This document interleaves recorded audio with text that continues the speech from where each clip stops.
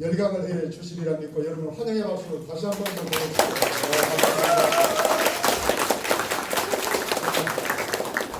한 시간쯤 얘기해야 되니까 마스크 벗고 할게요. 저기까지 힘이 안 될 테니까.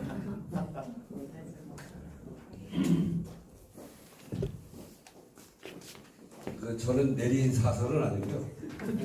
17대를 했다가 18대 떨어지고 19, 20대, 21대 이렇게 떨어지기도 많이 떨어졌습니다.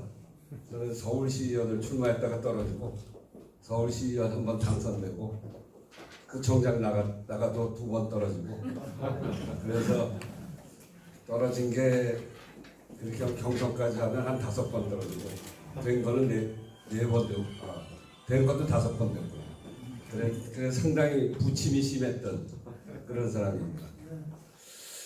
이춘희 시장님 말씀하신 대로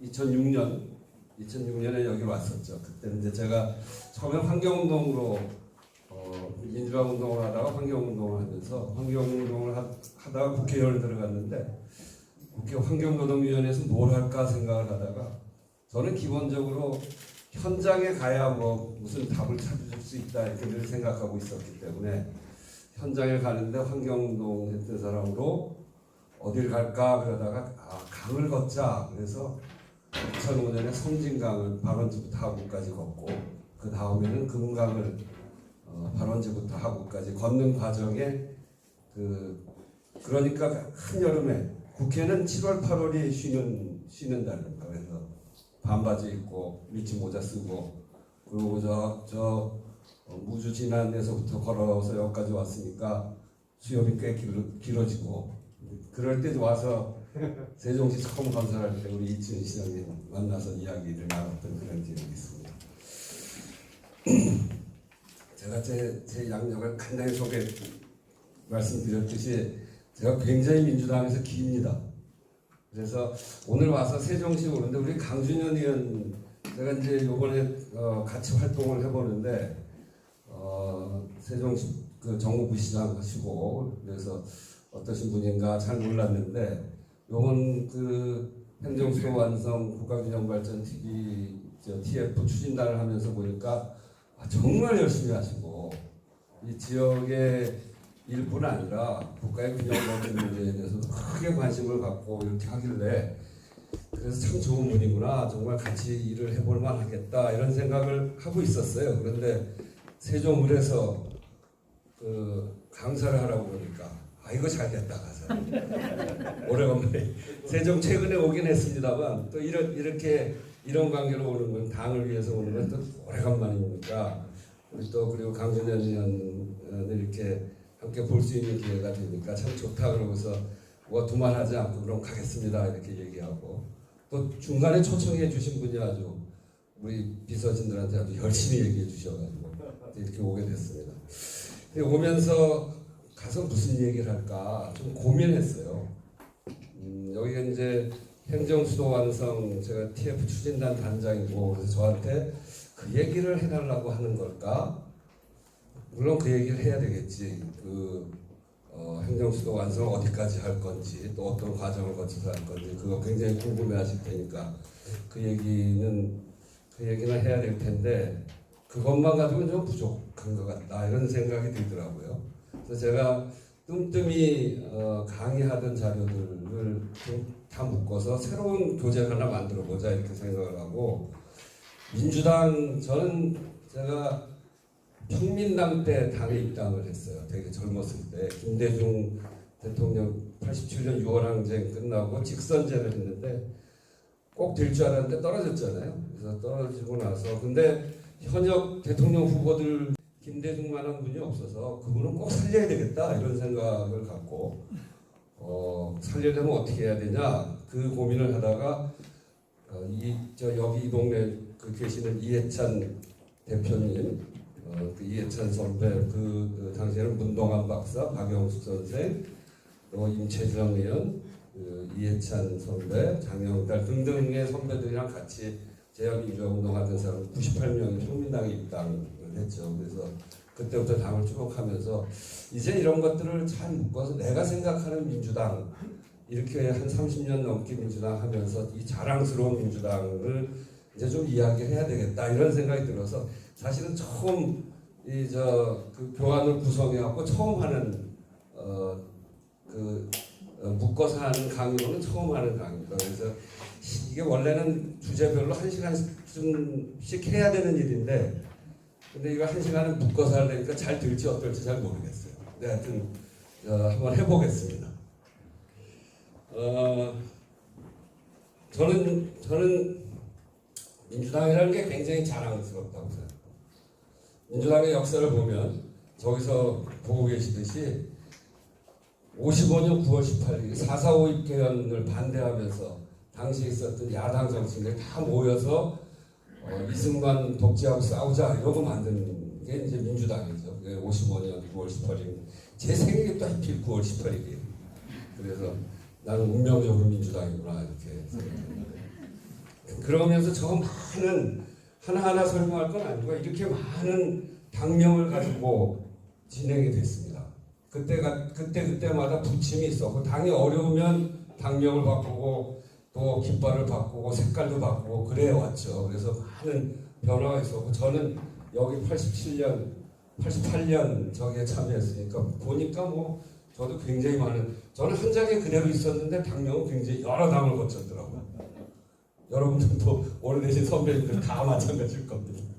이렇게 거쳤고 근데 그 시대라고 하는 거는 저런 역사를 거쳐서 이승만의 냉전 시대, 좌우 대립, 4.3 그런 과정 거기에 숱하게 많은 암살 사건도 있었고 그런 과정을 거치면서 6.25가 일어나고 또 4.19 혁명을 거치고 박정희 시대는 유신헌법 긴급조치 그야말로 암흑시대를 거치는데 저 백주희 인물 사건이라는 게 아주 그 시대를 대변해주는 상징적인 사건입니다. 77년 4월 19일 날 그때는 긴급조치 구호고 인혁당에 처형당했을 때인데 그러니까 시위 한번 잘못하면 처형당할 수 있다 이런 그런 생각 해보신 적 없으시죠? 시위하면 처형당할 수 있다. 그때 이제 그런 위협을 느낄 때입니다. 그래서 시위를 2년 동안 75년 2학기부터 77년 1학기까지 시위가 한 건도 없을 텐데 그때 4월 19일 날 학교에서 이렇게 백지를 뿌리다가 그러다 잡혀갔는데 경찰이 백지를 불에다 태워보고 식초에다도 담궈보고 물에다 넣어보고 아무것도 없어요. 왜 뿌렸냐? 시험지 나눠준 거다. 공부하라고. 그랬더니 그 이틀 동안 조사받으면서 죄명이 뭐냐? 이심전심 유언비어 유포죄다. 4.19날 그랬으니까. 그래갖고 제적당하고 그랬던 그 주인공이 처음입니다. 하여튼 이제 그런 시대를 거쳐서 정말 참혹한 공안 통치 시대, 극단적인 반공 냉전 시대를 노태우 시대까지 거쳐 김영삼 시대에 약간 변하는데 그런 속에 민주당의 역사는 이렇게 진행되어 왔고 이런 과정을 거쳐서 지금 우리가 있는 겁니다. 거기에는 그 김대중의 그 민주적 정권 교체가 있었고 노무현 대통령까지 참여정부를 거치고 난 이후에 이명박 박근혜 정권을 거치면서 되게 민주주의가 후퇴하는 그러니까 제도적 민주주의를 완성했음에도 불구하고 상당히 진전했음에도 불구하고 우리 사회가 후퇴하는 걸 보면서 우리가 뭘 해야 되는가 이런 고민들을 굉장히 많이 하고 거기에서는 최장집 교수가 민주주의 이후의 민주주의 그거는 국민의 삶을 변화시키는 민주주의가 되어야 된다. 제도를 바꾸는 것만으로 끝나서는 안 된다. 결국 민주정부라고 하는 것은 목표가 아니라 수단이고 그 수단을 통해서 국민의 삶을 바꾸는 것까지 가지 않으면 실패한다는 것을 저 과정을 통해서 임시정부 자주독립정신 이런 게 있고요. 그 다음은 뭐냐면 서민과 중산층을 대변해야 된다. 김대중 대통령이 늘 하던 이야기인데 그게 최장집 교수가 이야기했던 내용하고도 같은 내용입니다. 서민과 중산층을 대변하는 이런 것들을 내용을 담는 정치, 경제, 사회개혁을 하는 것 이것이 우리의 정체성이다. 거기에 경제와 사회개혁의 중심은 서민과 중산층의 이해를 대변하는 것이 우리의 정체성이고, 정치는 민주주의를 완성해가는 것이 우리의 정체성이고, 거기에 하나 더 붙인다면 남북 화해 협력, 평화로 가는 길, 이것이 우리의 정체성이고, 또 하나는 번영의 새로운 시대인데, 이 번영의 새로운 시대는 뭐냐면 모든 사람들의 권리 향상을 위해서 노력하는, 골고루 잘 사는 사회라고 하는 이런 것이 우리의 정체성이고, 그 골고루 잘 사는 사회는 여러 가지 저기 사회 경제적도 있지만 국가 전체적으로 보면 균형 발전이라고 하는, 변방을 강화시키는 이것이 골고루 잘 사는 정신이라고 하는 네 가지의 우리 이 네 가지가 민주당의 기본 가치고 정체성이고 이념이다. 이런 것입니다. 다음 넘어. 첫 번째는 민주입니다. 넘기시죠. 이건 뭐 자세히 설명 안 하겠습니다. 제가 다른 강의할 때 김대중 대통령이 어떤 사람인지, 우리나라의 민주주의가 어떻게 출발했는지를 강의할 때 썼던 자료인데 한번 보시면 되겠습니다. 이분은 그야말로 우리나라 민주주의의 아버지다, 이렇게 얘기해도 과언이 아닌 분이기 때문에 한번 잘 살펴보시면 되겠습니다. 다음. 당시의 상황, 김대중 대통령의 상황이라고 하는 건 71, 그러니까 50년에 공산군한테 체포돼서 총살당할 뻔했던 이를 비롯해서 당신이 이야기하는 건 5번의 죽을 고비는 71년 이후에 4번의 죽을 고비를 거치죠. 이렇게 엄혹한 공안 통치 속에서 김대중 대통령의 주장은 다음 넘겨보죠. 독재와 특권 경제를 끝내겠습니다. 앞에서 이야기했던 그 정체성 그대로 구현하고 있는 게 71년인데, 71년이라고 하는 건 아주 엄혹한 공안 통치, 그리고 냉전 시대에 이분은 몇 사람을 잘 살게 하는 특권 경제가 그것이 공산주의를 키운다. 이게 불공정을 키워서 불만 세력을 키우기 때문에 몇 명 잘 살게 하는 사회는 안 된다. 특권 안 된다. 이렇게 이야기하고, 이렇게 국민들을 위해서 쓰는 돈이 굉장히 많다고는 하는데 특정 재벌과 결탁해서 연쇄준 세금보다의 비해도 훨씬 적다. 그렇기 때문에 국민 모두한테 돌아갈 수 있도록 해야 된다. 이런 이야기를 하고, 뒤에도 이야기하겠습니다만 남북 유성환 의원이 통일을 국시로 해야 된다 그랬다가 국회의원이 그냥 잡혀 들어가잖아요. 그럴 때 통일론을 이야기하고 그러면서 죽을 고비를 넘기게 되는 거죠. 71년 대선 때 국민들에게 이 엄청난 지지를 받으면서 그 고난을 겪게 되는데, 그럼에도 불구하고 결국은 대통령으로 당선이 되죠. 그래서 이런 과정을 거쳐왔기 때문에, 그리고 그걸 뚫고 와서 본인이 변자를 하거나, 김영삼 대통령은 3당 합당을 통해서 변자라는 얘기죠. 근데 그 속에서 그거를 거부하고 이렇게 수평적 정권 교체를 이루어내는, 여기 충청도의 BJP 연합, 이것도 전술이고, 결국 그렇게 해서 권력을 쉐어하면서 대통령 권력을 가지면서 그것을 잘못 쓰면 그것은 잘못입니다만, 그걸 통해서 뭘 했냐면 노사정위원회 최초의 사회적 대타협 기구를 만들고요. 뒤에 뭐 여러 가지 업적은 또 분야별로 나눠서 얘기하겠습니다만, 민주주의 인권 이런 문제에서 국가인권위원회를 만들고 여성부, 그러니까 이 여성의 권리를 향상시키는 일이 중요하다는 걸 우리가 사회적 의제가 된 지가 얼마 안 됩니다. 근데 김대중 대통령 때 여성부를 만들어요.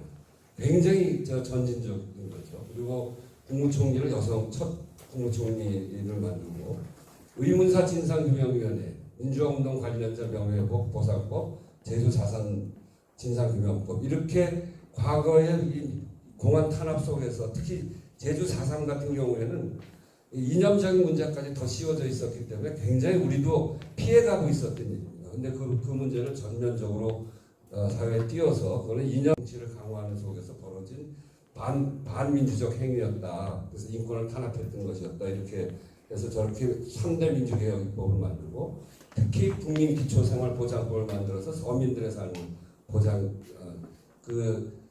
소위 복지제도를 출발시켰던 그런 업적을 갖고 계십니다. 특히 이제 인권백서, 저게 우리 정당 사상 처음 만들어진 인권백서인데 평민당 인권위원회에서 만든 건데 저걸 만들었을 때 김대중 대통령이 너무너무 기뻐가지고 그 인권위원회에다가 당시에 100만 원 상금도 주고 저걸 노태우 대통령 만날 때 저거 들고 가고 우리 당에서 만든 인권백서다.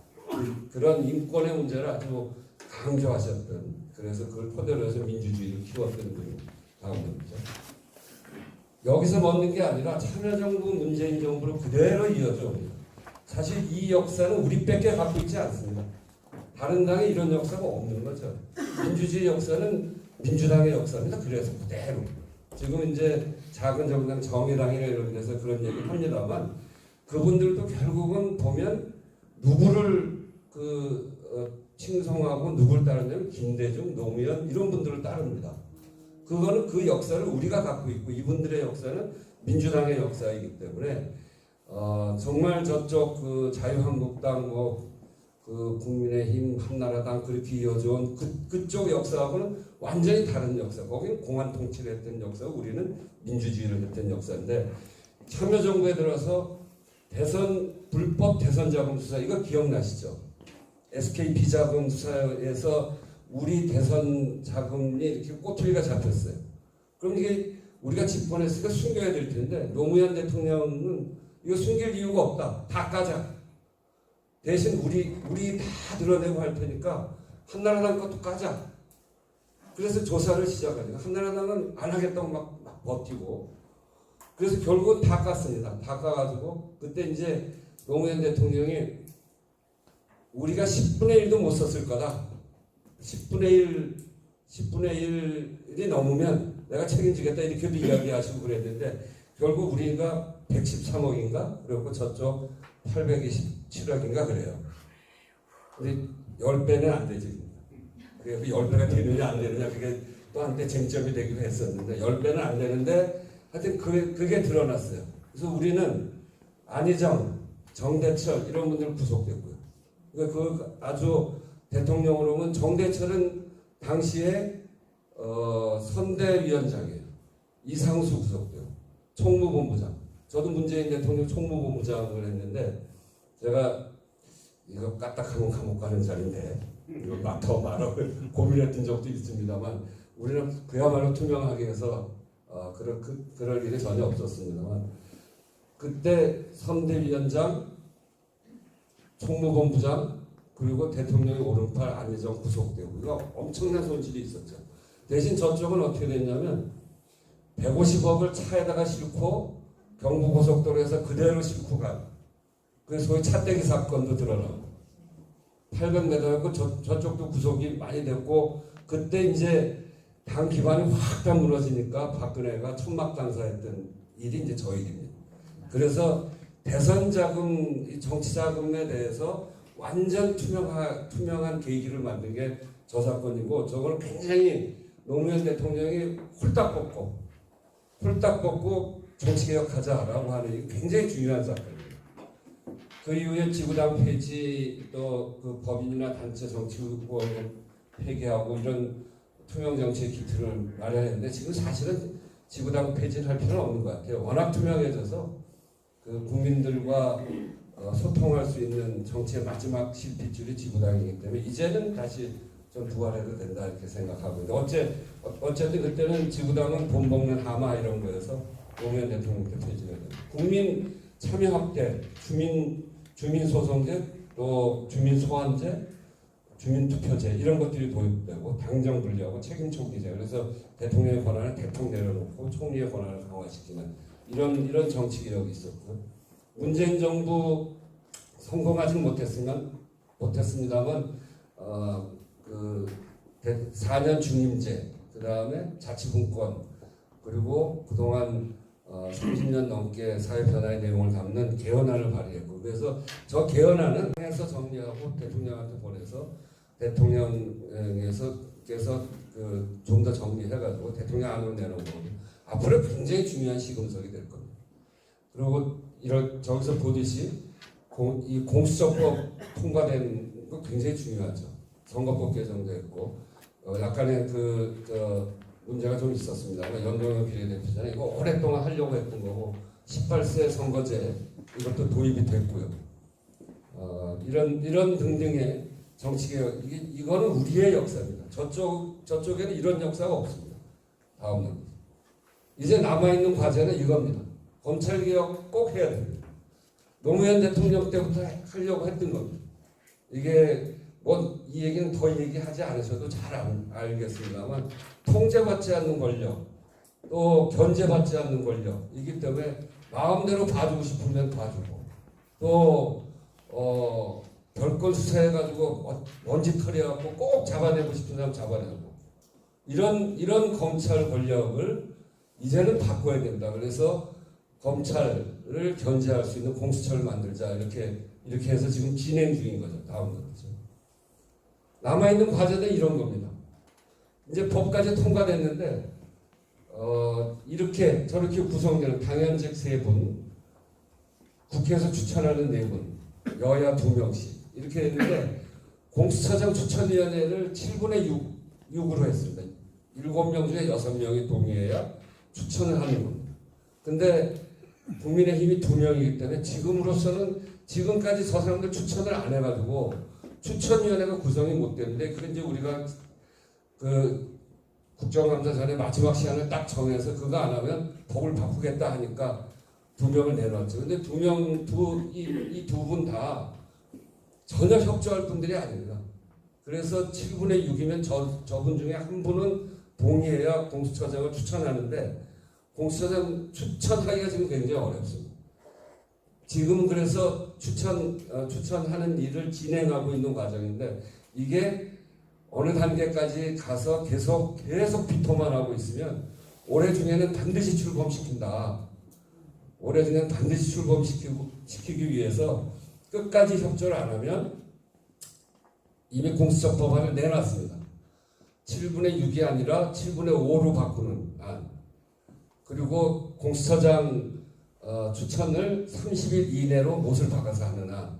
이런 것들을 내놓고 그래서 올해 이미 법이 만들어져 있는 거고 7월 달로 법에 의하면 출범하게 돼 있는 거니까 지금이 이미 위법 상태입니다.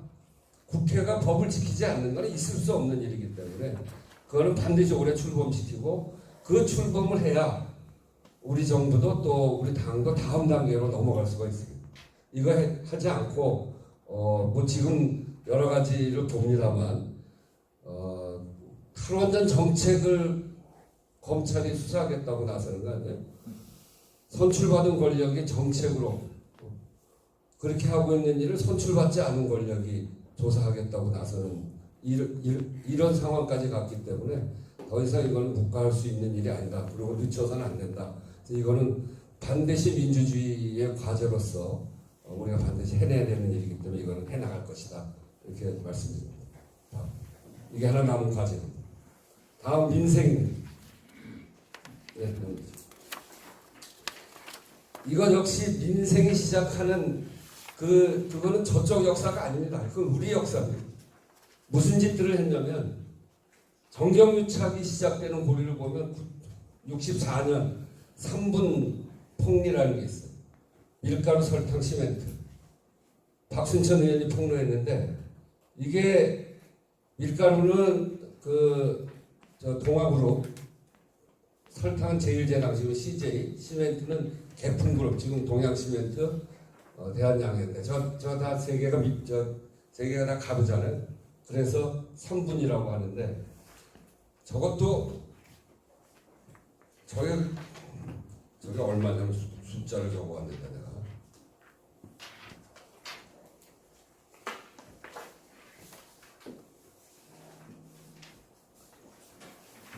밀가루 매점 매석해가지고 가격을 폭등시켜서 폭리를 취하는 거. 그거를 정부랑 같이 한 거. 그러니까 이 밀가루의 경우에는 생각해갖고 1,200원을 만듭니다. 그래서 그걸 팔아가지고 대한제분이 43억의 이익을 챙깁니다. 당시에 64년에 제일제당은 33원 설탕 33원을 103원으로 만듭니다. 그래서 25억을 챙깁니다. 시멘트는 150원짜리를 300원을 만들어서 12억을 챙깁니다. 이렇게 다 챙긴 게 80억입니다. 80억을 당시에 중앙정보부하고 재벌그룹하고 6대4로 딱 나눠갔습니다. 그래서 6대4로 나눠가진 그 돈을 가지고 정치자금으로 쓰고 했던 사건이 저 사건입니다. 저게 정경유착의 첫 번째 아주 확실한 고리죠. 두 번째가 삼성 사카린 밀수 사건이에요. 저거는 삼성이 한국 비료공업 주식회사를 만들겠다고 그래요. 일본 미쓰이랑 같이 협작을 해서 당시에는 이제 차관을 정부가 나서서 받아줬거든요. 그러면 그거를 차관 가지고 그냥 들여오면 되는데 차관 그 플랜트를 3,500만 불인데 4,390만 불이라고 속여가지고 가죠. 그리고 거기서 30억 엔 이거를 일본 정치인하고 한국 정치인들이 나눠 먹는 사건. 거기다가 거기다 건축 자재를 수입한다고 하면서 거기에 사카린 섞고 그리고 뭐 좌변기 섞고 당시에도 좌변기 있었던가 봐요. 뭐 냉장고 이런 거 섞어 갖고 들어온 건데 그래서 사카린 밀수 사건인데 저게 밀수하다 걸립니다. 삼성이 저런 짓 해서 처음에 돈 버는 거예요. 지금 이제 반도체 갖고 애국자다 그러는데 저 출발은 이게 저 제일제당도 삼성이잖아요. 이것도 삼성이고. 그래서 삼성은 정경유착의 출발이기도 하고 그런 건데 저런 죄가가 있습니다. 어쨌든 박정희 정권 때 저렇게 하면서 저임금 저고가 정책을 통해서 재벌들이 성장할 기반을 만들고 이것의 연장이 전태일 분신 사건 같은 것으로 연장된 거예요. 도저히 먹고 살 수 없어서 그런 이제 한편으로는 경제 성장이 이루어져 가는 것도 있지만 또 한편으로는 재벌들을 키워가는 과정에 저는 정경유착이 있었고 그 과정에 국제 권력들이 이 정치 자금을 받아서 그거 갖고 권력 기반을 강화하고 그러면서 탄압하면서 이 저임금 저고가 정책 농민과 노동자들을 힘들게 하고 재벌들을 더 폭리취하고 이런 과정 속에 재벌세습, 공고횡령, 비자금 조성, 분식회계, 주가 조작, 세금 포탈 이런 각종 비리, 노동착취, 노동탄압 이런 것들이 만들어진 게 70년대까지의 우리의 과정이었습니다. 한편으로는 경제성장이 있었지만 또 다 급속한 경제성장 그 이면에 있었던 여러 부작용 때문에 우리 사회에 지금의 이런 갈등 이런 것들이 다 잉태하고 있었던 거죠. 그런 속에서 그런 속에서 김대중 71년 그때 한참 심할 때거든요. 그때 대중경제론 써서 뭘 얘기하냐면 경제성장과 소득의 공정분배, 물가 안정을 이야기합니다. 공정운영위원회, 이거 공정거래위원회입니다. 공정거래위원회를 제안합니다. 조세제도, 부유세, 사치세를 세금을 매기자. 최저임금제 실시하자. 부정부패 일소하고 재벌지원 철회. 얼마나 당시 법의 혁신적인 아닙니까? 우리의 출발은 저기서 출발하는 거예요. 그러면서 IMF 훌륭한 그랬다가 국회의원이 선거운동한다고 당에서 징계 먹었어. 그러고서 굉장히 많은 그 성과를 냈습니다. 여기에서 카드 수수료도 낮췄고요. 카드 수수료도 2.3%쯤 되는 거를 1.5%로 낮췄으니까 웬만한 그 동네 가게들이 저 일로 해서 굉장히 많이 혜택을 봤어요. 그리고 편의점 최저수익보장제, 위험의 매주와 제로페이, 잘 아시는 김용균 사건, 그것도 이제 제가 맡아서 하긴 했는데 그것도 여기서 최종안을 만들어서 정부하고 합의해서 결정을 했죠. 그렇게 진행되고 있고 다음 빨리 해야 되겠다. 민생연석회의, 이건 민생연석회의 이게 앞으로 과제입니다. 유럽의 많은 나라들이 이런 사회적 갈등을 딛고 우리 사회적 갈등이 굉장히 크잖아요. 노사 간에 합의되질 않잖아요. 맨날 부닥치고 이런 것들이 국민들을 되게 불편하게 만들고 그런데 유럽의 많은 나라들이 덴마크, 핀란드, 스웨덴, 네덜란드 이런 많은 나라들이 사회적 대타협을 합니다. 그 사회적 대타협은 국민들이 얘들 싸우는 거 보니까 도저히 힘들어서 못 살겠다. 얘네들 타협 안 하면 타협 안 하는 놈 우리가 박살내겠다. 이런 국민들이 아주 여러와 같은 요구 속에서 어쩔 수 없이 타협을 합니다. 타협하려면 서로 양보해야 되니까 노조도 너무 현대자동차 노조 같은 게 좀 심하거든요. 그것도 좀 내려놔야 됩니다. 자기 자식을 뭐 다음에 꼭 시켜줘라 이런 거 하지 말고 그래 좀 내려놔야 되고 또 기업도 이 비정규직 같은 경우에 너무 지나치게 박봉을 주고 아무 때나 자르고 이런 짓을 하지 말아야 되거든요. 그렇게 하기 위해서 사회적 타협하려면 서로 좀 양보를 해야 되는데 우리는 안 되는 이유가 그래서 그 틀은 있는데 우리나라가 국민들의 요구가 굉장히 높아요. 타협해라 막 그러는데 안 돼요. 왜 그러냐면 분단 때문에 그렇습니다. 분단 때문에 한쪽에 붙어서 사는 세력들이 있어요. 북쪽을 막 규탄하면서 사는 세력들이 있는데 그 세력들을 지지하는 또 사람들이 있어요. 이게 지금까지 국회 구성을 반반으로 나눴습니다. 저렇게 우리는 민주를 얘기하고 민생을 이야기하는데도 불구하고 그 다음에 아까 말씀드렸듯이 그것을 왜 하냐? 결국은 국민들의 삶을 바꿔줘야 되는데 국민들의 삶을 바꾸는 민주정부의 최종 목표는 국민들의 삶을 바꿔줘야 되는데 그 바꾸는 거는 사회적 대타협을 통해서 사회적 갈등을 최소화하고 사회적 대화를 한다고 하는 건 어느 쪽이 기울어진 운동장이 아니라 평평한 운동장 속에서 해야 되는데 평평한 운동장을 우리가 만든 180석에 가까운 그 입법권을 가지고 민주당에서 평평하게 만들어주고 거기에서 타협되는 거는 180석 가지고 입법화하고 이렇게 해서 국민들의 삶이 하나하나 바뀌어야 됩니다. 지금 배달 노동자들이 막 죽어가고 있는데 이 문제를 우리 민생연석회의 제가 이제 민생연석회의 부의장이 됐는데 거기서 사회적 타협을 통해서 그 문제를 해결하는 거예요. 기업도 와라. 이해관계는 다 오라고 그래서 거기서 타협하게 만들고 안 오면 불리해지는 거죠. 우리가 입법권을 갖고 있습니다. 그래서 민생연석회에서 그 일을 해나갈 거다.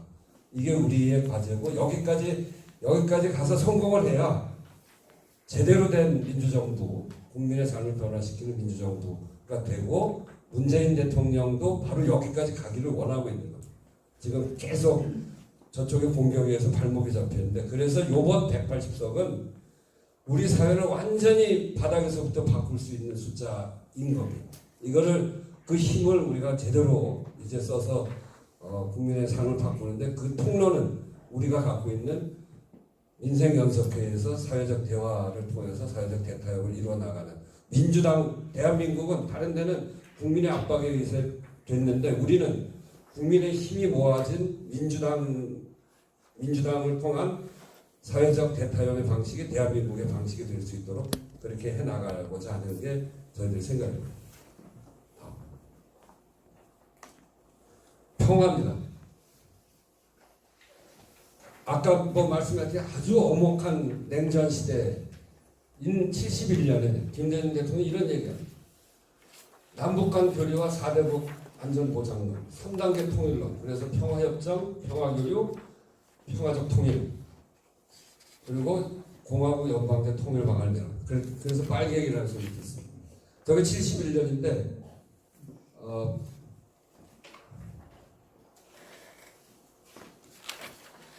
저게 71년인데 86년에 유성환 의원이 통일이 국시다. 반공이 국시가 아니라 통일이 국시다. 이렇게 얘기했다고 구속되잖아요. 그럴 때 그 전에 김대중 대통령이 이렇게 얘기하는 거예요. 그러니까 저쪽에서 냉전을 유지해야 되는 쪽에서 보면 얼마나 무시무시하겠어요. 그런데 저분이 저는 부정투표만 없었으면 71년에 이겼을 것 같은데 그런 정도 위협이 되니까 죽이고 싶은 거죠. 그 전에 김구 다 죽이잖아요. 암살해버리죠. 죽이고 싶었던 거죠. 그래서 그 과정을 거치는데 그럼에도 불구하고 집권을 해서 2000년 6월에 첫 정상회담을 하죠. 6.15 그 남북 공동선언 이건 더 자세히 얘기할 거 시간 없어요. 다음을 넘기죠. 그 역사가 이렇게 이어져 오는 겁니다. 저쪽 정권의 대통령이 북한 요거 평화 이야기하면서 만난 사람이 있나요? 저기는 갈등과 대립 이거 가지고 하는 척하다가 박정희 때는 이우락 통해서 뭐 하는 척 하다가 바로 10월 유신이 활동, 10월 유신의 명분으로 삼는 겁니다. 그렇게 써먹는 걸로만 주로 했죠. 근데 우리는 이렇게 만나는 거죠. 이게 우리의 자랑스러운 역사입니다. 너무나 잘 아시는 거니까. 이 6.15 남북 공동선언문이 굉장히 중요합니다. 여기가 첫 번째가 남북의 평화는 자주적으로 하자. 두 번째는 북한의 우리의 그 국가연합과 북한의 낮은 단계의 연방제가 비슷하다. 그 방향으로 가자. 요거가 굉장히 중요해요. 우리의 국가연합과 북한의 낮은 단계 연방제가 비슷하다. 그 방향으로. 다음 넘겨보세요. 그게 이겁니다. 김대중 대통령이 김정일 위원장이 계획이 없던 자기 차를 타라고 그래요. 그래서 둘이 차를 타고 나갑니다. 그 이제 제가 깜짝 놀라는 거죠. 그 안에서 무슨 일이 일어날지 모르는 거예요.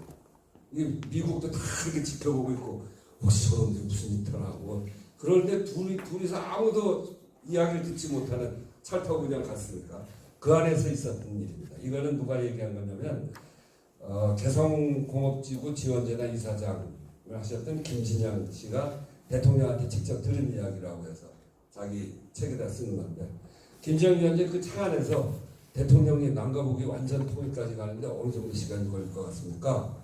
그러니까 김대중 대통령이 한 30년 걸리지 않겠어요? 우리는 금방 휴전선 걷어내는 걸로 사람들이 막 얘기하고 그렇게 하면 돈 엄청나게 든다. 통일 비용 든다 그러잖아요. 근데 김대중 대통령이 한 30년 걸릴 것 같은 게 김정일 국방위원장이 30년이요? 제가 보기에는 남과 북이 완전 통일될 때까지는 지난 분단의 세월만큼 걸릴 것 같습니다. 이렇게 얘기. 그러니까 저게 몇 년? 2000년이잖아요. 그러니까 분단된 게 50년, 45년이니까 몇 년 걸린다? 65년 걸린다는 소리. 저때 65년쯤 걸릴 거라는. 그 얘기는 뭐냐면 대통령은 우리의 국가연합 단계가 30년쯤 걸릴 거다. 김정은은 낮은 단계 연방제가 한 65년 걸릴 거다. 이렇게 얘기한 거. 그러니까 금방 통일할 생각이 양쪽이 다 없습니다. 너무 격차가 크고 삶이 다르고 이거를 바로 합쳐놓으면 독일식으로 한쪽이 2등 국민이 되고 한쪽은 어렵고 그걸 메꿔주려면 돈이 엄청나게 들어가고 그게 아니라 남쪽의 자원과 기술이 북한의 싼 땅과 싼 노동력이 합쳐질 때 엄청난 시너지가 나오기 때문에 그걸 한 30년, 60년 하자는 겁니다. 그게 북한의 낮은 단계 연방제고 우리는 국가연합입니다. 두 개의 나라의 두 개의 체제 아니면 하나의 나라의 두 개의 체제 그거를 다 유지하자. 우리는 국가연합이니까 두 개의 나라 두 개의 체제고 저쪽은 연방제니까 낮은 단계 하나의 나라 두 개의 체제를 이야기하는 이거를 그러고서 그 단계를 거쳐서 평화 통일 단계 하나로 다 휴전을 걷어내고 하나로 다 합쳐진 게 하나의 나라 하나의 체제인데 그 전까지 그렇게 하죠. 왜 이렇게 하냐? 다음 넘겨보시죠. 다음 넘겨보시죠. 개성공단을 봐야 돼요. 개성공단을 아니 그렇지 아니 여기 내가 안 하니까 다음 장에 요거 저게 북쪽의 제안이 저렇습니다. 땅을 무상으로 주겠다. 그런데 우리는 돈을 내겠다. 그렇게 해서 1제곱미터당 1달러로 타결합니다. 휴전선 군부대 10에서 15km를 우리가 후퇴하겠다.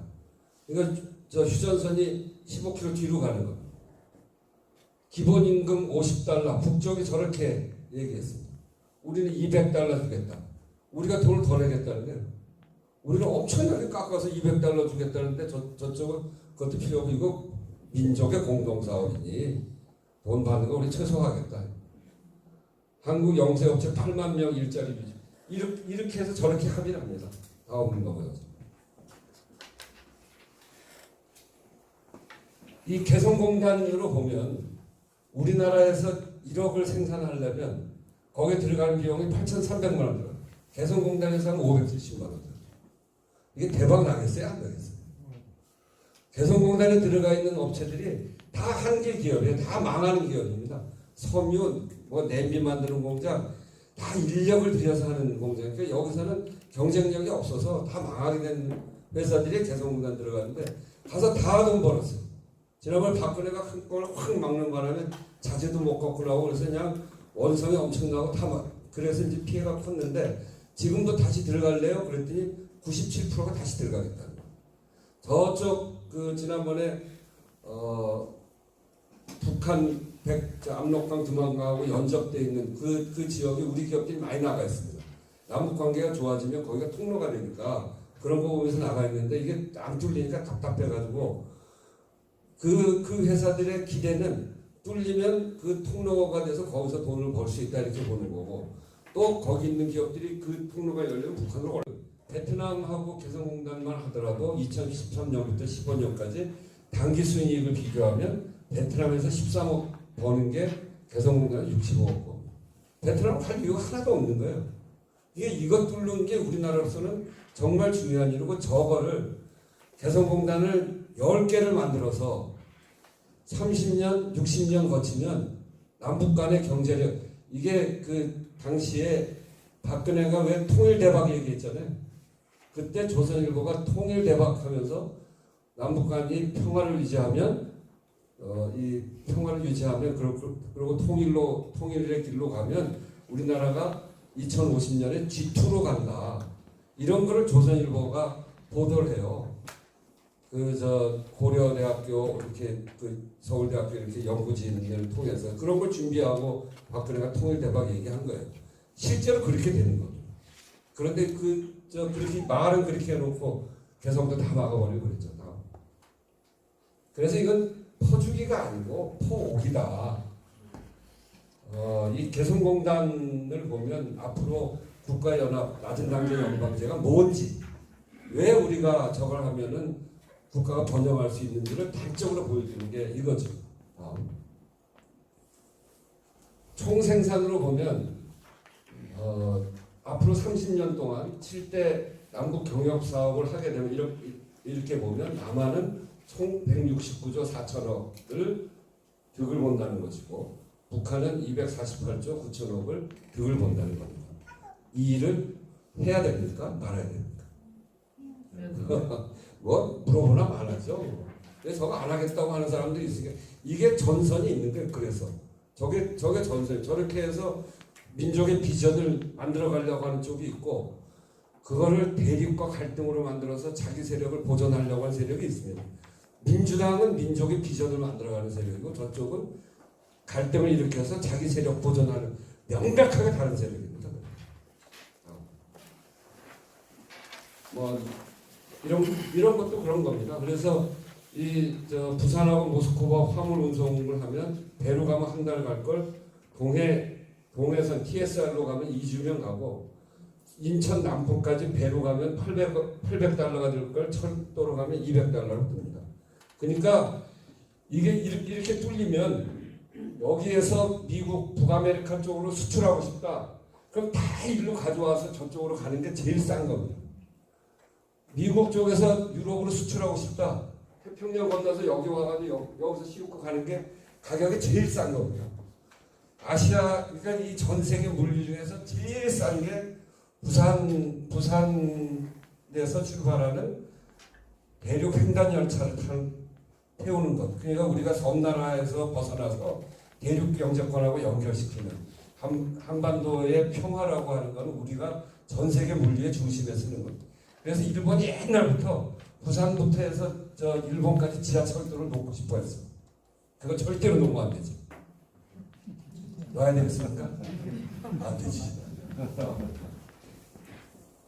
뭐 이건 이제 마찬가지로 그렇게 하면 동쪽은 자원을 갖고 들어오는 쪽이거든요. 이 서쪽은 한반도의 서쪽은 TSR 연결되어지는 거고. 글로 하면 저렇게 연료 가격을 LNG를 배를 타고 우리는 다 배로 수입하는데 배로 오면 9달러에서 10달러인데 이거를 철도로 해서 저 사린 쪽에서 받으면 $3 정도가 되니까 엄청나게 싼 거죠. 다음. 그래서 평화가 곧 번영이고 통일이다. 그래서 지금 이 어려운 문제, 다음 여기시죠. 이 평화를 위해서 끊임없이 대화를 해야 되는데 이제 저 사람은 거의 갔죠. 저 사람은 거의 가면서 정말 미치겠더라고요. 될듯 근데 다 완전히 장사꾼이어서 될듯 하나 안 돼요. 될듯 하나 안 돼요. 그러니까 저기 바이든보다는 저희가 나은 거 아닌가. 이제 그런 생각도 하게 되는데 바이든은 이제 자기 이게 이제 분명하기 때문에 쉽지 않습니다. 근데 저기는 장사꾼이어서 잘만 맞춰주면 될 것 같기도 한데 그 사이로 하여튼 근데 미국의 입장이 있는 거죠. 미국 입장은 비핵화를 확실하게 시켜야 되는 거예요. 그거 가지고 국민들을 설득해야 되는데 비핵화를 가지고 그 고난의 행군을 거치면서 국민들이 그렇게 많이 굶어 죽는데도 핵무기 개발한 거거든요. 그걸 또 국민들이 동의하고 그 동의하지 않으면 안에서 난리가 나는 거죠. 근데 그걸 다 동의한 거예요. 고립돼 있기 때문에 어떻게든지 핵무기 개발을 하고 그거 해야 된다. 이렇게 된 거예요. 그것이 아무리 포갑을 해도 사람들이 정말 어려움 들고 일어나는 건데 정말 이 배고파서 죽을 지경이 되면 어디서든지 다 일어나는데 그러면 이제 빈궁혁명이라고 하잖아요. 근데 북한은 그것도 일어나지 않는 거는 세뇌가 됐는지 그건 잘 모르겠습니다. 어쨌든 그런 방향에 대해서 국민들이 동의하고 있는 거죠. 그렇기 때문에 체제 보장과 저걸 가지고 자기네들 먹고 사는 거를 만들겠다는 목표가 분명한 거죠. 미국은 미사일 쏘는데 ICBM까지 지금은 더 개발돼서 이제 워싱턴, 뉴욕을 한 방에 때릴 수 있는 무기를 가졌단 말이에요. 그러니까 미국은 그 위협으로부터 벗어나야 되는 거고. 그런데 북한을 서로 믿지 못하니까 너 그럼 한꺼번에 다 내놔라. 근데 북한은 다 내놓으면 됩니까? 다 내놓으면 한 방에 다 떡떡떡 찍어 한 방에 때려보면 끝인데. 그러니까 다 내놓지는 못하는 거예요. 그렇기 때문에 이거를 단계적으로 할 거냐, 포괄적으로 원샷을 할 거냐, 이거 가지고 부닥친 겁니다. 그거를 문재인 대통령이 굿 이너프 딜이라고 해서 미국이 요구하는 포괄적 합의, 끝을 어디까지 갈 건지를 정하고, 그리고 그것을 단계적 이행을 하자. 그리고 서로 같이 이행하는 걸로 하자. 그게 양쪽에 딱 타협 지점이 잘 내놓은 거예요. 그런데 트럼프가 결국 안 받았죠. 저 사람 그 내용을 잘 모를 거예요. 근데 나 장사하는데 도움이 되나 안 되나, 재선하는데 도움이 되나 안 되나. 그러니까 재선하는 데는 확실하게 비핵화 이거를 못 가져가면 재선하는데 도움이 안 되기 때문에 그걸 안 한 거죠. 마지막에 깨고 다음 놈. 그런데 바이든 더 어렵습니다. 바이든은 저렇게 얘기를 해요. 김정은에 대해서 살인적 독재자다. 그래서 오바마 대통령의 전략적인 아무것도 안 하는, 만나지도 않고 그런 상황으로 회귀 가능성이 있어요. 그래서 이게 이제 우리한테 과제입니다. 저쪽 민주당 안에도 평화협정을 체결하고 종전으로 가자 이렇게 주장하는 사람들이 있어요. 꽤 있습니다. 거기가 서명도 하고 그렇게 하고 있는데 이걸 최대한 키우고 그리고 미국이 북한의 비핵화를 신뢰할 수 있도록 단계적, 포괄적이고 그렇지만 단계적으로 하는 문재인 대통령의 굿 이너프를 신뢰할 수 있도록 그렇게 만들어주고 또 그 김정은에 대해서도 미국의 그런 걸 토대로 해서 설득하고 그거를 우리가 해야 됩니다. 이제는 진짜 그 중간에서 우리가 해야 될 역할이 큽니다. 할 수 있는 거는 또 해나가야 돼요. 좀 과감하게 해야 됩니다. 저는 지난 시기 우리가 과감하게 하지 못했어요. 지금 우리를 제재하는 유엔 제재나 미국 제재에 있어서도 개별 관광은 그 제재 대상에 들어가 있지 않습니다. 그러면 금강산 관광이나 이런 건 개별적으로 갈 수 있는 거를 할 수 있게 해야 돼요. 그리고 북한이 확 막아버리기 전에 우리 정부가 좀 더 적극적으로 했어야 됩니다. 이인영 장관이 그거 하라고 지금 들어간 겁니다. 지난 장관이 그걸 못했어요. 학자가 돼서 배짱이 좀 부족했는지 그래서 우리가 굉장히 비판했습니다. 할 수 있는 걸 하자. 제재에 걸리지 않는 거는. 근데 미국이 막기는 굉장히 많이 막아요. 한미 워킹 그룹에서 일테면 타미플루 사건이 있어요. 타미플루 사건. 그런 것 때문에 이제 되게 그 북미 관계가 안 좋아졌는데 우리하고도 안 좋아지고 북한이 이제 저 타미플루가 필요해서 약품이 필요하잖아요. 그 우리가 그거를 차에다 실어서 보내려고 그랬어요. 근데 그 워킹 그룹에서 얘기하니까 워킹 그룹에서 타미플루 그 인도적 의약품을 보내는 거는 그건 제재 안 걸리는 거거든요.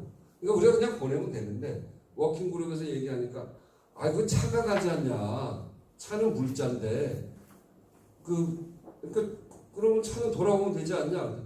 돌아올지 안 돌아올지 어떻게 하냐. 그런 이유로 막았습니다. 타미플루를 그래서 못 보냈어요. 북한에서 얼마나 불담을 하겠어요. 그러니까 우리가 좀 더 과감해질 필요가 있습니다. 그래서 한편으로 좀 더 과감하게 하고 우리가 다음 주에는 이제 미국으로 우리 당의 몇 사람을 보냅니다. 그래서 민주당을 설득하고 이런 이거를 집중적으로 해야 되는 우리의 과제입니다. 그야말로 언론에서 했던 첫 번째 자주적으로 한다. 그거는 뭐 우리 미국 한미 동맹에 있기 때문에 뭐 미국 눈치 안 보고 막 한다는 건 아니고 할 수 있는 부분까지 우리가 좀 더 적극적으로 나아가면서 미국을 설득하는 이런 작업이 그리고 우리 이제 이름이 또 같은 민주당이니까 좀 통할 거 아니에요? 통하는 사람들 꽤 있어요. 안 통하는 사람들도 있지만 통하는 사람들 최대한 확대시켜가는 그래서 저는 우리 당이 미국에 아예 분견단 하나 보내자. 여기서 뭐 저 국민의힘하고 맨날 뭐저 치받고 하는 것 그것도 잘 싸워야 되겠지만 지금은 남북 관계를 풀어나가는 일이 매우 중요하기 때문에 그리고 미국이 이제 잡아서 공화당은 진짜 안 되고요. 그래서 민주당도 굉장히 어려운데 미국 민주당을 설득해서 그것이 미국의 이해에도 도움이 되고 우리에게도 도움이 되고 그것이 한미 동맹을 해치는 일이 아니고 그래서 안심시켜가면서 하는 그 일에 외교적인 노력에 집중해야 된다. 그래서 한편으로 그 일을 집중해 가자 하는 이게 우리의 과제입니다. 이제 여기까지 왔습니다. 뭐 얼마 했나 제가 한 50분 했으니까요. 조금만 더 하겠습니다. 이건 다 아시죠? 다 아시는 거예요. 뭐 자세한 얘기는 안 하고 단지 이거는 우리 정부가 주도한 일인데 이건 국가의 생존에 해당하는 일입니다. 이거는 김대중 대통령도 71년 때 대선 공약으로 대전을 행정 수도로 하자 이렇게 그 공약을 걸었던 바가 있고요. 그 이제 수도권을 너무 집중되기 때문에 이 집중을 막아야 돼요. 제일 적극적으로 했던 건 박정희입니다. 박정희 77년에 서울시 연두순시하면서 우리 안보상으로도 그렇고 수도권에 집중되어지는 문제도 그렇고 이거를 해결하려면 임시 행정 수도를 만들어야 된다. 통일되면 이제 또 다른 데로 가야 되니까 통일 전까지 임시 행정 수도를 만들어서 하는데 그때 자리를 여러 개 가지고 찾아보니까 딱 여기예요. 그때도 딱 여기더라고요. 그래서 77년 6월달에 임시 행정 수도 특별법을 만듭니다. 그래서 77년부터 12주까지 2년 동안 150명의 전문가를 붙여가지고 집중적으로 연구합니다. 그러니까 아마 그 정권의 명운을 걸고 한 것 같아요. 그런 점에서 보면 박정희라는 사람이 그렇게 머리가 나쁜 사람은 아닌 것 같아요. 하여튼 그 일은 그렇게 추진했더라고요. 그러니까 왜 그러냐면 그거는 누구든지 국가 전체를 바라보는 시각이 있으면 그 일을 해야 되는 겁니다. 국가 균형 발전해야 되는 거죠. 다음으로. 이미 근데 이렇게 됐죠. 이렇게 세종으로 했는데도 여기에 정주 여건을 제대로 만들지 못함으로 해서 정주 여건을 제대로 만들려면 이 수도만 오는 게 아니거든요. 그 이외의 것들이 제대로 오고 그러고 여기 내려가서 살아도 충분하다. 이렇게 돼야 되는 거고 여기뿐 아니라 혁신도시 만드는 데 다 그렇게 만들어야 되는 거예요. 그래서 너무 세세히 분할시켜서 근데 막 집어넣는 게 아니라 권역별로 커다랗게 해서 거기에 사람들이 살 수 있도록 만들어줘야 되는데 그런 점에서 지난번에 했던 일이 꼭 큰 방향은 잘 잡았지만 구체적인 디테일까지 성공하지 못한 거죠. 그게 저겁니다. 그래서 2020년 올해가 원래 2023년쯤 되면 수도권 인구가 전체 인구의 절반쯤 될 거다 이렇게 생각했는데 오히려 빨라져서 올해 절반이 넘었습니다. 11.7%밖에 되지 않는 수도권 면적의 전체 인구의 50% 이렇게 사는 나라는 없습니다. 일본 동경 주변이 제일 많은데 거의 한 35%쯤 되고요. 뉴욕 같은 데는 10%도 안 됩니다. 그러니까 국가를 전체적으로 다 못 써. 저기 2013년에 75개인데 2018년에 89개 됐고 그리고 2019년에 97개가 됐다가 지금 100군데가 넘었습니다. 이게 점점 국가의 나머지는 다 소멸되고 수도권만 서울도 편치 않습니다. 서울이 편치 않아요. 서울의 출산율이 전 세계 1000만 넘어가는 대도시 중에 출산율이 가장 낮은 것입니다. 그리고 저는 우리 동네 태릉에다 또 만세대 짓는다고 그러는데 부동산 문제를 잡을 수가 없어요. 이렇게 해가지고. 이 밀집이 가져오는 이런 후과, 이런 것들이 앞으로 점점, 그래서 이거는 선택의 문제가 아니라 생존의 문제인데, 그런데도 불구하고 국민의 힘인가요? 국민의 힘의 짐이에요. 하여튼 이게 우리가 국가균형발전 특위를 만들어서 이거 논의하자고 하는데 대답도 안 해요. 대답도. 아마 서울시장 선거 때 이게 제일 싫어하는 데가 서울이니까 이거에 대해서 부담스러운 데가 서울이니까 서울시장 선거 때 저놈들이 막 옮기려고 그래요. 그 얘기 하려고 그러는가 봐요. 저는 제가 지역구가 서울인데 서울이 이렇게 지금 상태로 가서는 점점 불행해지고 정말 집중되거든요. 저희 동네는 제 국회의원 선거구가 이 끝에서 저 끝까지 가는데 한 25분이면 통과해요. 걸어서. 그런데 거기 20만 명이 살아요. 그 사람 사는 건가요? 지하철 입구 몇 군데만 서 있으면 선거운동 다 해요. 상상도 안 되죠. 우리 동네는 그래요. 근데 그런데 더 집중할 수밖에 없게 되는 거거든요. 그래서 이거는 정말 안 된다. 그래서 제가 이제 국가균형발전 행정수도 완성이 TF 단장 맡으니까 저를 걱정하는 사람들은 그거 별로 안 좋아하는데 내가 민주당에서 국회가 4번이나 했는데 이제 저 서울놈이 이제 그런 얘기 이거 국가의 명운이 걸리는 일인데 그런 얘기 안 하면 되냐? 내가 좀 욕먹더라도 하겠다. 그러면서 이제 맘먹고 시작한 일인데 끝장을 봐야죠. 이거는 이렇게 나라를 그대로 두면 안 되는 겁니다. 그래서 이 세종으로 이걸 옮기는 거는 세종 좋다고만 하자는 게 아닙니다. 이 세종을 옮기는 건 그야말로 우리의 국가 균형 발전이 작심하고 시작하는 그 사인이고요. 여기 이렇게 오면 국가 균형 발전이라고 하는 큰 아젠다를 중심으로 왔기 때문에 그거는 국가 균형 발전의 컨트롤 타워를 역할이 세종한테 부여되는 거고 이거를 통해서 제가 이 세종 이걸 하면서 보니까 영호남으로 가니까 좀 달갑잖아 해요. 수도권이 세종까지 충청도까지 확장되는 거 아니냐 이런 거부감이 있습니다. 그 사람들의 지지를 받지 못하면 성공하기 어렵다. 서울도 편치 않은데 영호남이 우리한테 구체적으로 균형 발전이 아니고 세종까지만 하는 걸로 하면 우리는 그건 거부하겠다 이렇게 얘기를 하는 거여서 그것까지 할 생각이 없습니다. 여기를 시작으로 해서 어머니가 완전히 저희 할아버지가 서울 청년회를 일제 때 만들어가지고 독립운동하셨던 분인데 그래서 저는 완전히 서울 사람인데 서울 사람 입장에서도 괜찮은 아이디어 같아요. 그래서 그런 걸 한번 제시해 볼 생각이에요. 그렇게 해서 그렇게 하려면 국회 전체가 필요하거든요. 그래서 국회 전체로 하는 방안을 우리가 검토해 보고 있는 거죠. 그건 이제 조만간에 더 토론을 통해서 확장하고 그런 과정을 통해서 발표할 생각입니다. 이제 다 됐어요. 이거 여론이 이렇다는 거 다음 넘기죠.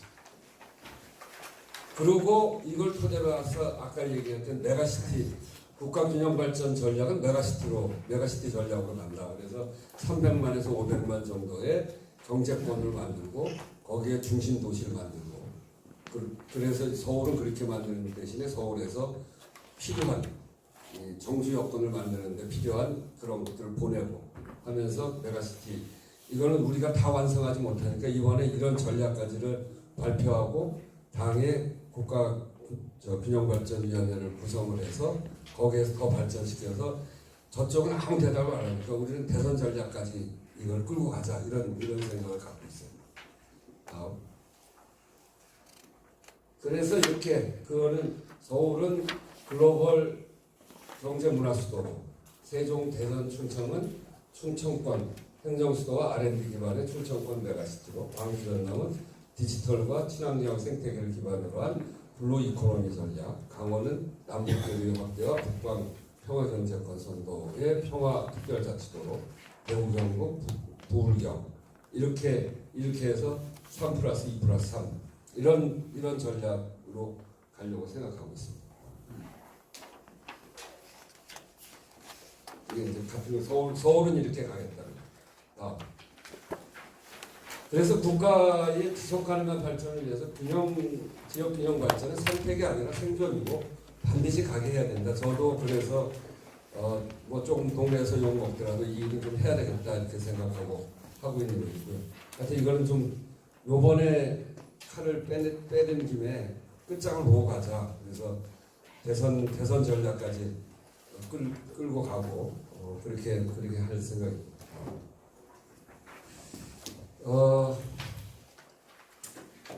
앞에서 이야기한 민주, 민생, 평화, 분권 이 네 가지는 민주당의 정체성입니다. 그래서 균형 발전, 이 행정 수도를 완성하는 이유와 균형 발전 이게 이제 분권인데 이거는 우리 당의 정체성에 해당하는 거예요. 그래서 후퇴할 수 있는 일이 아닙니다. 그래서 이런 가치 이거는 민주당의 오랜 역사고 전통이고 또 그동안 우리의 민주 진영이 만들어온 가치이고 철학입니다. 그래서 이것은 우리가 민주당을 자랑스럽게 생각해야 될 이유는 바로 이 정체성에서 우리가 흐트러지지 않고 이 길을 가고 있기 때문에 그렇습니다.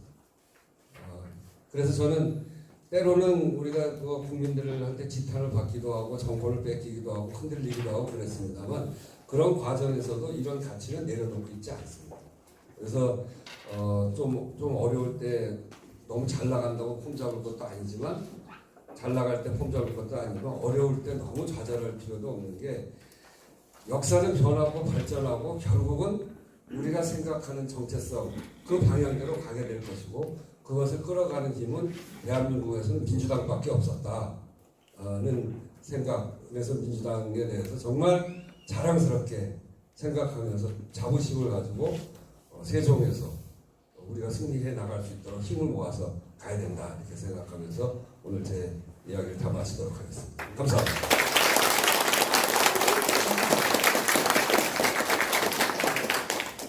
네, 감사합니다. 서울 토박이 사선 의원 5초로 모셨으니까 두 분만 먼저 여성 당원께서 질문 하나 해주시고 마지막으로 남성 당원께서 질문 하나 해주세요. 먼저 여성 당원 질문해 주실 분 없으십니까?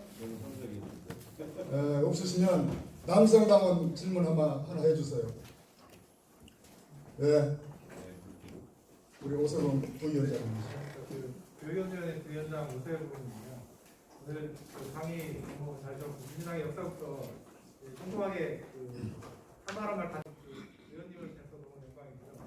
사실 당원들 입장에서 굉장히 많은 또 힘을 가지고 있는 민주당인데 좀 그 힘을 발휘하는 데 있어서 조금 주저하는 모습들이 많이 보이는 것 같아서 당원들이 조금 더 강한 추진력을 발휘했으면 좋겠다라는 의견을 많이 주고 있는 것으로 알고 있습니다. 혹시 그런 당원들의 의견들을 혹시 어떻게 구현하실 예정이신지 혹시 생각이 있으신지 말씀드립니다. 네, 우리 당원들이 그게 제일 답답할 거예요. 지금 이제 촛불혁명을 통해서 새로운 정부가 들어서고 정말 큰 기대를 가지고 문재인 정부가 출발을 했는데 벌써 3년이 넘어갔는데 검찰 하나 제대로 못 잡고 이렇게 그냥 계속 당하고 속 터져. 저희도 속 터집니다. 근데 이제 우리 세력이랄까 하여튼 우리 저희 민주정부를 만드는 구성원, 이게 이제 과정과 절차를 저쪽 사람들이 했듯이 폭력적으로 그 단순간에 이렇게 하는 것은 민주적인 방식이 아니라 또 다른 폭력을 낳게 되고 이렇게 될 거라고 보는 거죠. 근데 그게 사실 고민이에요. 노무현 대통령 때 그렇게 했는데 검사들하고 앉아서 같이 토론까지 한, 과거 정부로서는 생각할 수도 없는 일인데 거기에 검사들이 와서 뭐 막 얘기하잖아요. 대통령이 그 말하면 막가자는 거네 뭐 이런 얘기까지 나올 정도로. 그래서 뭐 좀 무능하고 또 뭐 힘이 없어 보이고 뭐 그렇게 그런 비판을 받는데, 저는 그래도 그런 과정을 거쳐서 우리가 실패도 하고 또 어려움도 겪고 그랬습니다만 지금 와서 공수처법까지 만든 거예요. 저는 이 과정 하나하나가 앞으로 다 역사에 남는다고. 저 사람들처럼 한 방에 하지 않고 국민들의 여론을 살펴가면서 이렇게 차근차근 가는 우리식의 방식. 이제 이거에 대해서 이게 효과적이냐 효율적이냐 그렇게 보이지는 않아요. 그래서 답답하고 그렇긴 한데 한 가지 분명한 건 그래도 후퇴하지 않는다. 결국은 해낼 거다.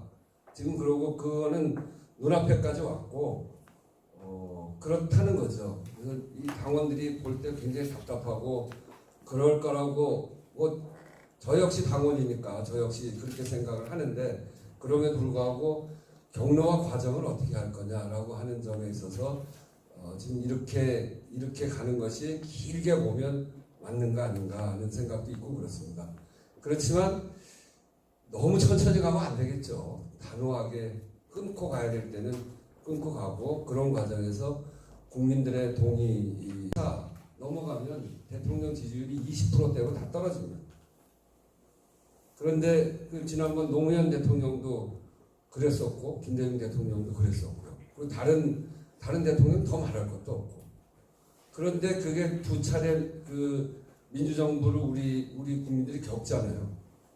그걸 겪으면서 이제는 그렇게 흔들려서는 안 되겠다는 게 확고한 것 같아요. 요거는 지켜내고 확실히 믿어야 되겠다. 그래서 문재인 대통령이 지금 40%를 훨씬 넘는 고공 지지도를 갖고 있다. 그래서 아마 최초로 레임덕 없는 대통령이 될 가능성이 굉장히 높습니다. 근데 너무 빨리 하려고 하다 보면 그렇게 되지 않을 거예요.